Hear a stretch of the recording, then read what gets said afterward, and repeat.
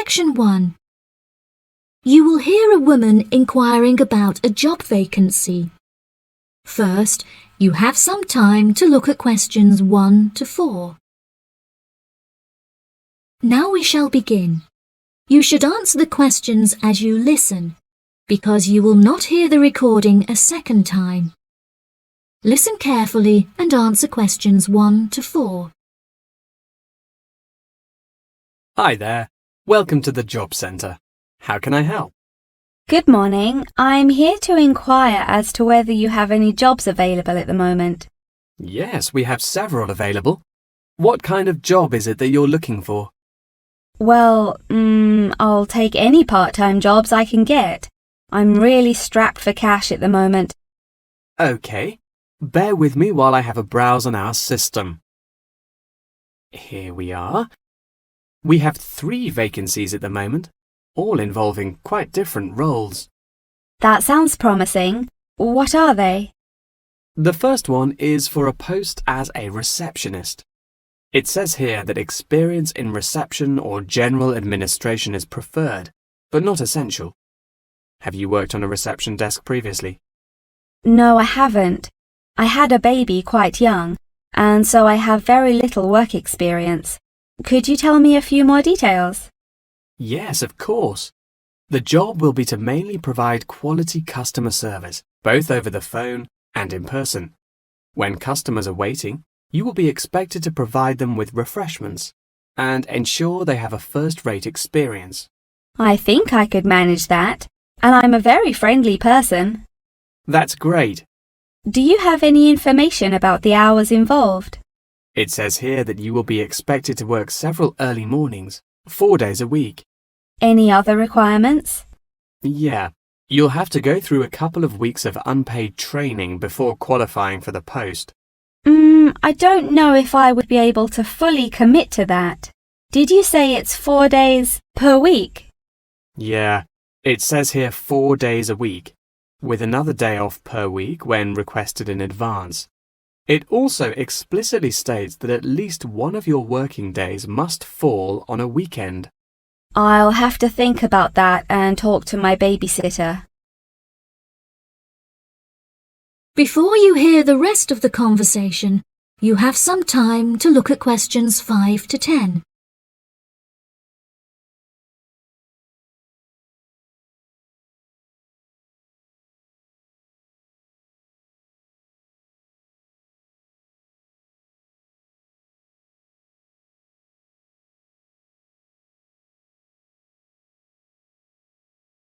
Now listen and answer questions 5 to 10. Are there any other roles beginning later in the day? Yes, there's an advertisement here for a driver. It says you'll need a clean and valid UK driver's licence, with absolutely no exception. No problems there. I passed my test first time and have never received any points. It also explicitly states that you must be over 25 and have been driving for at least 6 years. That sounds quite exciting. Is there any more information? Yep, it says here that working hours are flexible and the employers are happy to work within your personal schedule since they employ multiple drivers. That's great. The employers ask for a commitment to either mornings 5 days per week, evenings 5 days per week, or 3 full working days per week. I'm sure I can handle all that without a problem. As well as driving the employers to and from work, they will ask you to perform various duties on their behalf, such as collecting the grocery shopping and picking their children up from school. Do they need me to work a day on the weekend as well? No, it says here that they only require you to work on weekdays, not weekends. That sounds interesting. OK, there's only one more left, another customer service related post. It looks like it requires you to work short hours, quite late at night, so it might not be suitable for you. Do you want to hear about it anyway? Yeah, can't do any harm. OK, so it's a post for a cashier in a cinema in the centre of town. I'm sure you've been to the cinema a few times, so you can guess what kind of role it would be. They're quite short and late shifts, between 5:30 and 10:30 most nights, with slightly longer shifts on Friday and Saturday nights. Can you tell me what the job involves? Yes, sure. It says that you'll be required to sell and dispense tickets and provide refreshments. Also, they ask that you be quick on the computers, since you'll also need to take bookings over the phone, but you'll receive basic training for that. Do they need me to work weekdays as well? Well, it says here that if you request at least a fortnight in advance, they will grant you a day off on Mondays, but never on a weekend. I'll think it over and let you know later. Thanks for all your help. That is the end of section 1. You now have half a minute to check your answers.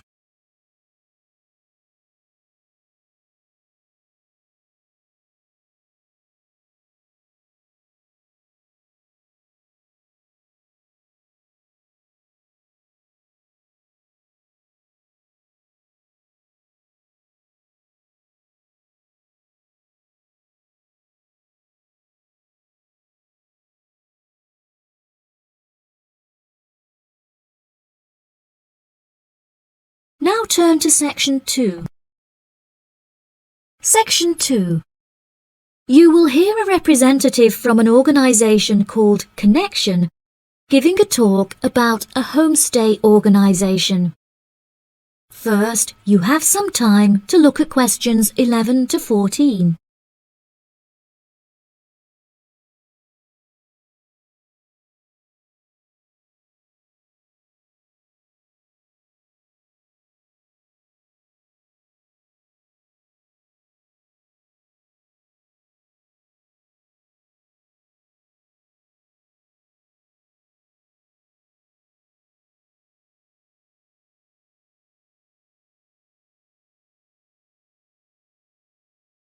Now listen carefully and answer questions 11 to 14.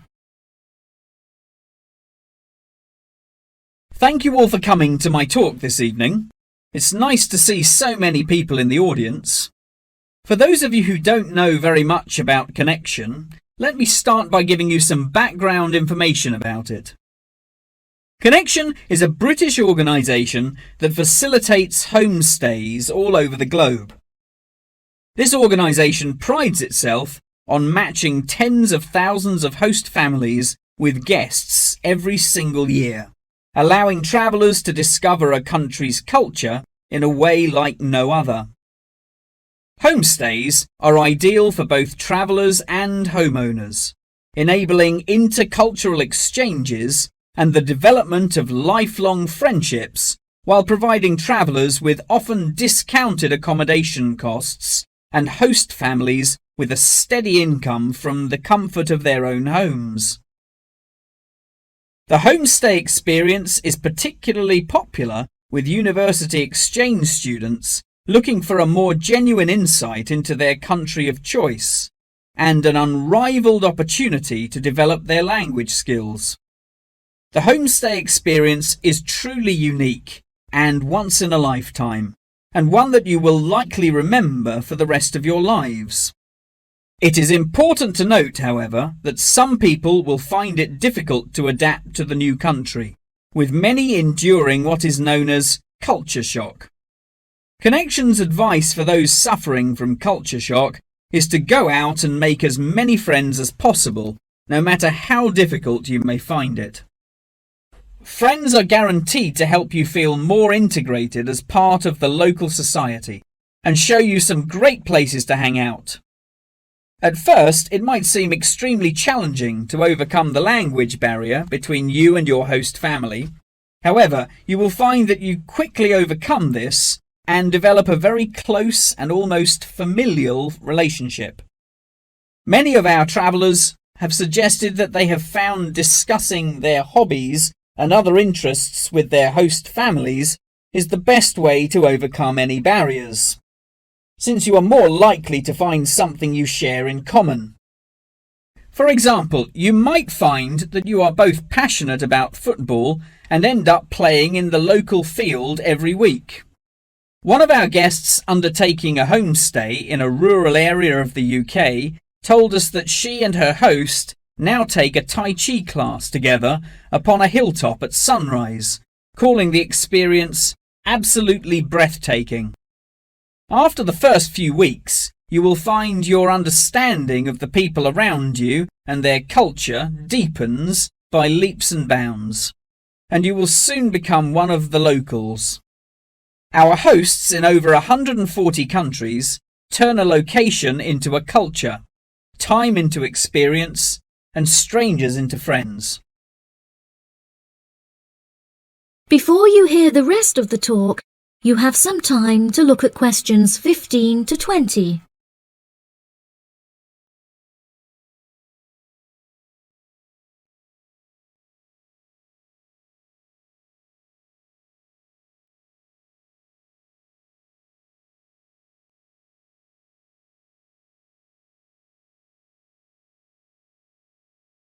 Now listen and answer questions 15 to 20. So how can you find out about applying for a homestay? The best way would be to visit Connection's website, www.connection.com, and contact one of their friendly advisors for more information. Once you have confirmed your interest in the service, we would strongly advise that you remain in close contact with the registration office, which will send you several emails keeping you up to date with potential matches in your country of choice.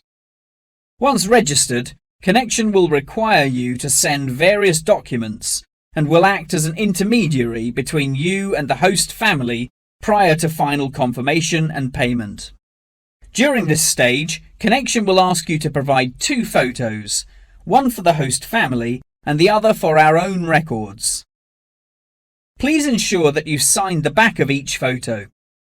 Due to the nature of the service Connection provides, security is an absolute must, and they will ask you to send in photocopies of your passport, birth certificate, and a bank statement as confirmation of your identity.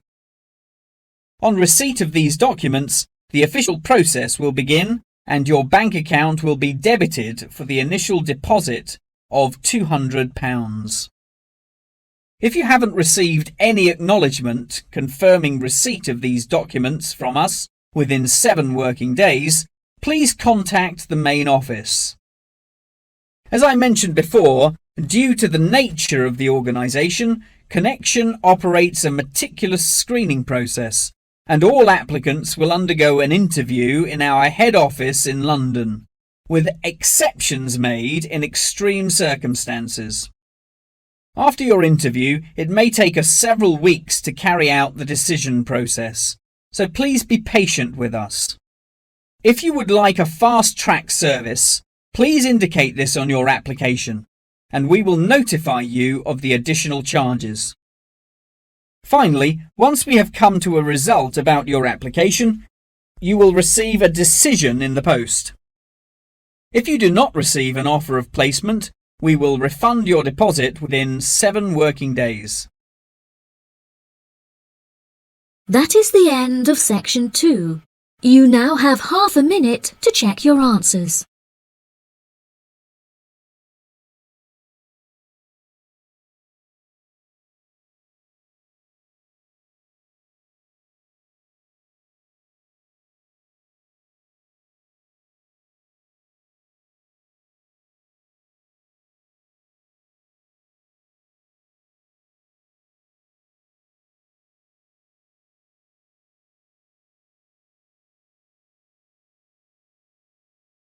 Now turn to section 3. Section 3. You will hear a conversation between 2 students and their professor discussing an essay. First, you have some time to look at questions 21 to 26.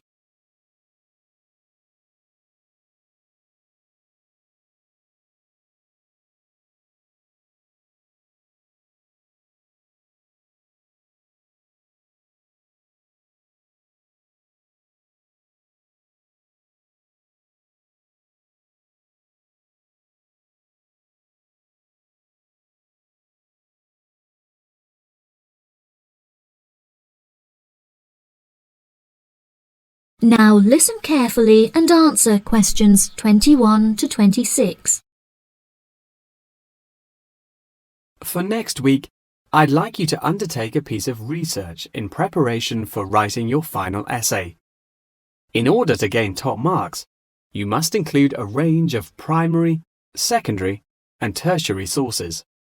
Are there any questions? Yes, Professor, I have a question. We haven't yet covered how to undertake this sort of research in much depth, and I'm a little unsure of what you want us to do. In telling us to include primary sources, do you mean you want us to design and distribute a questionnaire, analysing the results? You could design a questionnaire, but you'll soon find that distributing a questionnaire on such a large scale is somewhat troublesome. We couldn't possibly expect you to do it effectively as an individual university student without the necessary resources. No, ideally, I would like you to form 1 or 2 focus groups and interview them. This will provide you with a more qualitative approach. If your strengths lie in mathematics, please by all means take a more quantitative approach, but this will be more strenuous and time-consuming and isn't entirely necessary for the purpose of this study. Professor, you haven't told us what our project is about. Do we get to choose our own topic based on the previous study? No, I'm afraid not. This will be a strictly Australian study. However, you can choose which angle you'd like to take, so long as it remains within the realm of anthropology. Does anyone have any questions specifically about the formation of the focus groups? I'd had several emails about this, and I'd like to address it now. My study is related to growing up in Australia and the question of nature versus nurture. I've gathered more than 200 school children who would be happy to participate in a focus group. Do you think we'll need to include that many participants in a focus group? Blimey, Douglas, well done for finding that many willing children, but you definitely don't need that many for the study you're going to undertake. I'd say you need no more than 5 children per group, and no more than 3 groups, so 15 children altogether. You definitely need to control the group size in order to generate a meaningful dialogue. OK, if it's useful, I'll try and do it. I appreciate your enthusiasm for the project, but there are plenty of different ways to gather data, and I'm sure that if you look hard enough, you'll find someone who has conducted almost the exact same research in the past. My advice for you is don't be too ambitious and try to include as much information about various people or sectors. For those who haven't ever collected original data before, what do you suggest we do? I would suggest that you read accounts from other people who have undertaken such research to see what advice they can give. I would also encourage you to read Chapter 8 in the course textbook, which should give you a good introduction to collecting data. Moreover, you should try to practice using the data table provided in your course handbook. By now, you should have read at least 6 or 7 books giving quite detailed instruction on how to go about collecting data. Professor, I don't know about everyone else, but I'm having trouble reading the books.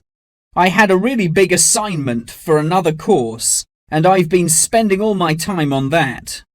Jane, have you read all the books the professor mentioned? Well, my trouble is getting hold of the books. I've been to the library several times, but all the books are out. Sounds like you should have started borrowing books a bit earlier.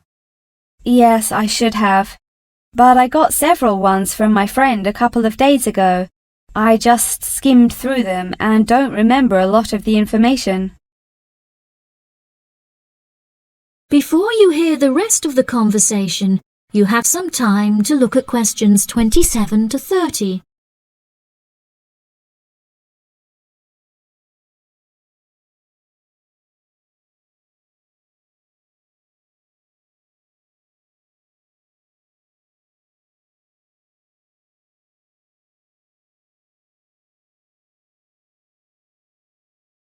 Now listen and answer questions 27 to 30. But now let's look at these things. We'll need to start thinking about which ones we'll definitely want to do for the project. OK, the first one here is the final report. If you like, we can work together on the research and data collection side of the project and doing the final write-up. Cool, that sounds good. I'm not sure how much I'd be able to contribute considering I haven't had a chance to read the course material, but I should be able to prepare some sheets and a list of questions that can be used during the focus group sessions. That sounds appropriate. I think so too. Do you think we'll need to write a letter to send to the participants, telling them the time and place for the interviews? Positive. I can take care of that. Well, that's great. I should also include a document for them to sign saying that they're happy to be voice recorded. Oh yes, of course, I forgot about the transcript. That'll likely be a big job, so let's do half each. I'll do one of the groups and you can do the other, OK? Sounds like a plan. That is the end of section 3. You now have half a minute to check your answers.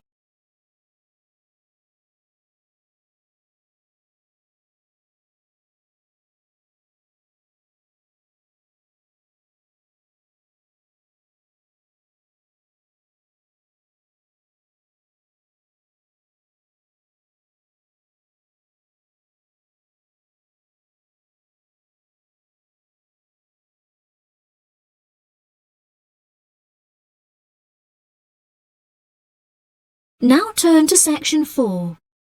Section 4. You will hear a talk on the research of the graphical symbol. First, you have some time to look at questions 31 to 40.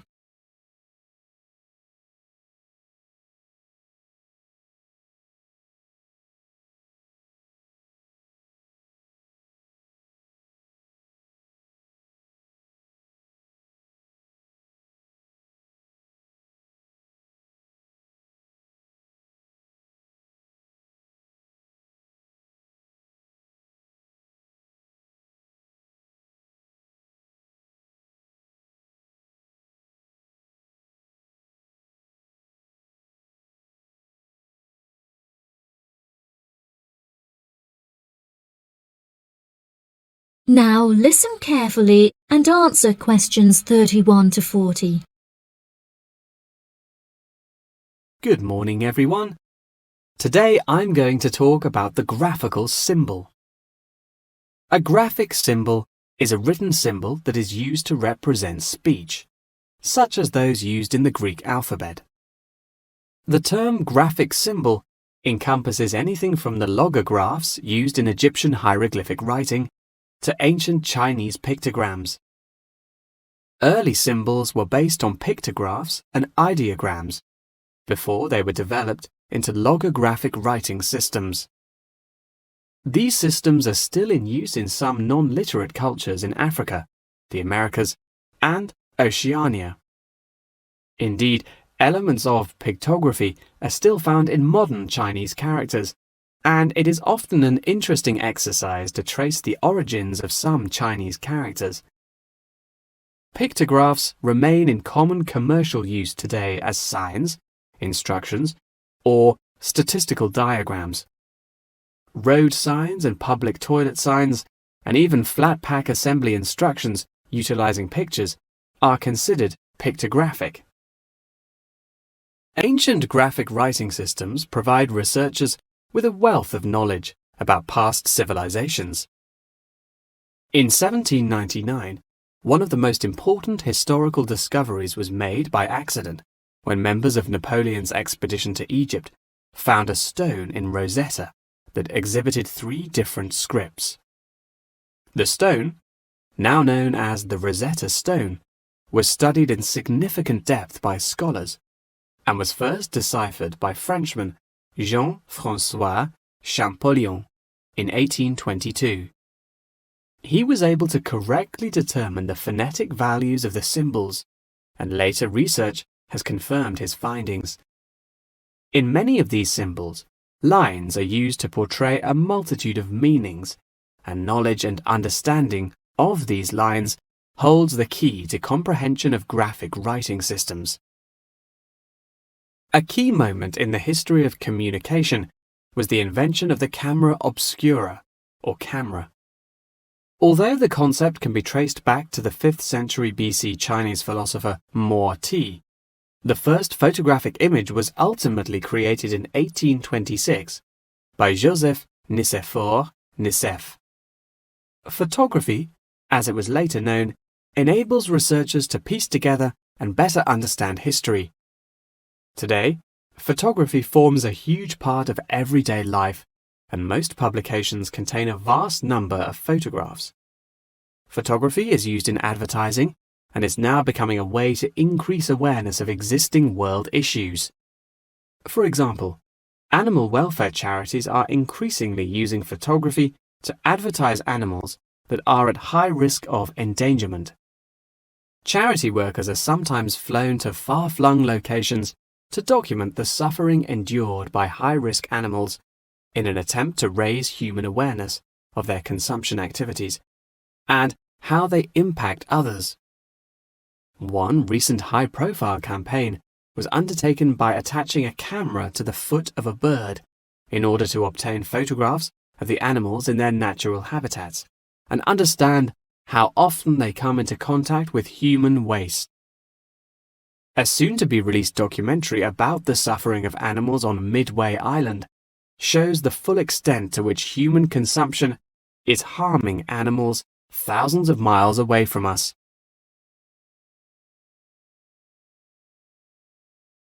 As photography continues to progress, with the use of drones now becoming somewhat commonplace, we should expect more and more objects to be included in the future, expanding the horizon of photography ever further. Indeed, the downward pressure on traditional media prices means that media companies are being forced to get creative on how to make a profit. Many have found that the answer to this lies in advertising, and companies are now willing to devote a large portion of their budgets to advertising in newspapers. By the same token, marketing has become an essential part of a company's business model, often meaning the success or failure of a company. As a result, much time and money has been pumped into the development of effective branding, with attractive packaging playing a large role in this. However, many governments are now seen to be cracking down on marketing and packaging in an attempt to protect consumers from being misled. In particular, tobacco companies are now subject to ever-increasing regulation. For example, in the United Kingdom, legislation is soon to pass preventing any form of branding or differentiation on cigarette packaging in efforts to curb the harmful effects of smoking. Finally, one must not forget the fundamental role that graphic writing systems have had to play in mathematics. Graphs, icons, and diagrams often form the very basis of these branches of academia. Indeed, one needs to look no further than chemistry's periodic table to see a perfect example of graphic writing systems in use today. That is the end of section 4. You now have half a minute to check your answers.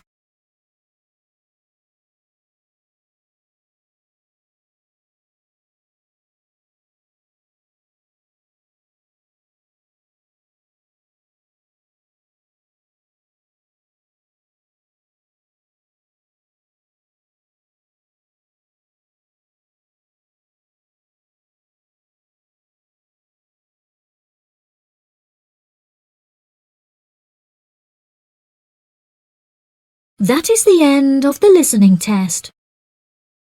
In the IELTS test, you will now have 10 minutes to transfer your answers to the answer sheet.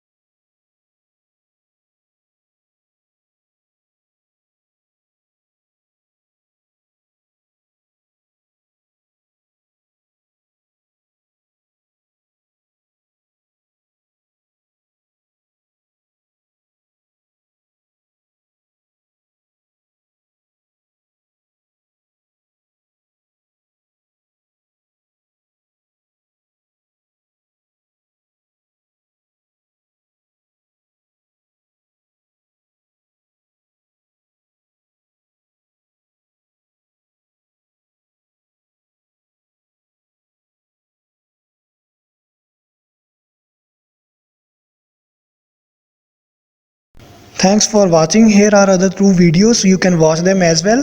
And if you haven't yet subscribed my channel, please subscribe it and hit the bell icon for my upcoming videos, and share these all videos among your friends.